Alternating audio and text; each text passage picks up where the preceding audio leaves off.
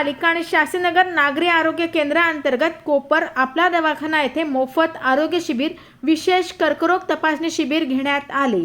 माजी नगरसेवक व परिवहन समिती सदस्य संजय पावशे यांची ह्या उपक्रमाला नेहमीच मोलाचे सहकार्य लाभत असते। शास्त्रीनगर रुग्णालयात रुग्णांची गर्दी कमी व्हावी या उद्देशाने कोपर येथे महानगरपालिका शाळा क्रमांक 22 जवळील आपला दवाखाना रुग्णांना मोफत सर्व सेवा उपलब्ध करून दिल्या जात आहे। याचा जास्तीत जास्त नागरिकांनी लाभ घ्यावा असे आवाहन संजय पावशे व शाखा संघटक अपर्णा संजय पावशे यांनी केले आहे। राजकारणापलीकडचा सेवाभावी लोकप्रतिनिधी म्हणून संजय पावशे हे ओळखले जातात।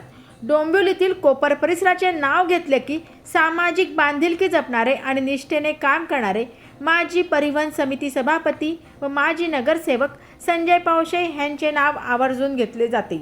समाजाच्या सतत सहकार्य करण्याची भूमिका सातत्याने त्यांच्या कृतीतून दिसून येते। राजकीय कामापुरतीच संजय पावशे मर्यादित नसून निष्ठावंत शिवसैनिक, सामाजिक उपक्रम सण राबवत गरजूंना मदत करणे, त्यांच्या सुखदुःखात सहभागी होणे या कामाची त्यांची ख्याती आहे। याच भूमिकेतून आपल्या दवाखान्याचा लाभ जास्तीत जास्त लोकांना मिळावा ह्या उद्देशाने ते नेहमी झटत आहेत। कोपर येथील संजय पावशे यांच्या शिवसेना शाखेत आपल्याला नेहमीच लोकांची गर्दी बघावयास मिळते। संजय पावशे यांच्याकडे आलेला प्रत्येक व्यक्ती समाधानाने व संतुष्ट होऊनच बाहेर पडतो।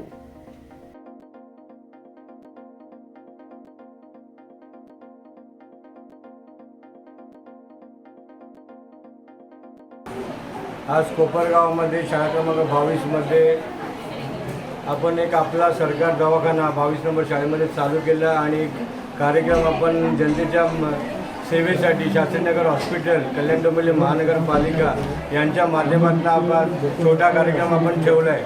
पण छोटा कार्यक्रम असून इथे विविध प्रकारच्या महिलांसाठी, ज्या गर्भवती महिलांसाठी त्यांच्यासाठी कॅम्प आहे, तोंडाचा कर्करोगाचा आजाराचा कॅम्प आहे, रक्त तपासणी, डोळे बीपी तपासणी कॅम्प आहे। तर जरी छोटासा कॅम्प असला तर लोकांना लाईनीत जाऊन उभे राहायला लागतं आणि आपला 1 ते 2 तास असा वेळ वाया घालवायला लागतो। पण आपल्या आज ज्या महानगरपालिकेच्या ज्या सेविका आहेत, त्या सेविका आहेत, महानगरपालिकेचे कर्मचारी आहेत, परत आपल्या कल्याण डोंबिवली महानगरपालिका शास्त्रीनगर हॉस्पिटलचे जे कर्मचारी आहेत ते आपल्या शाळेमध्ये हा कार्यक्रम ठेवला आहे। हा कार्यक्रमाचा सगळ्यांनी फायदा करून घ्यायचा आणि आपल्या ज्या घरामध्ये कोणी वयोवृद्ध आहेत, कोणी गर्भवती स्त्री आहेत, कोणाला जे आजार आहे, रक्त जिथं पैसे भरायला लागतील त्या मोफत आहे, त्या सेवेचा तुम्ही फायदा घ्या आणि या लोकांना पण सहकार्य करा आणि आम्हाला पण सहकार्य करा। जे लोक डॉक्टर्स आहेत, नर्स आहेत, जे कोणी या कार्यक्रमात आलेले त्यांचे आम्ही आभार मानते। आमच्या कोपरगावातील सगळ्या नागरिकांचे आभार मानत आहे। तुम्ही असंच सहकार्य करा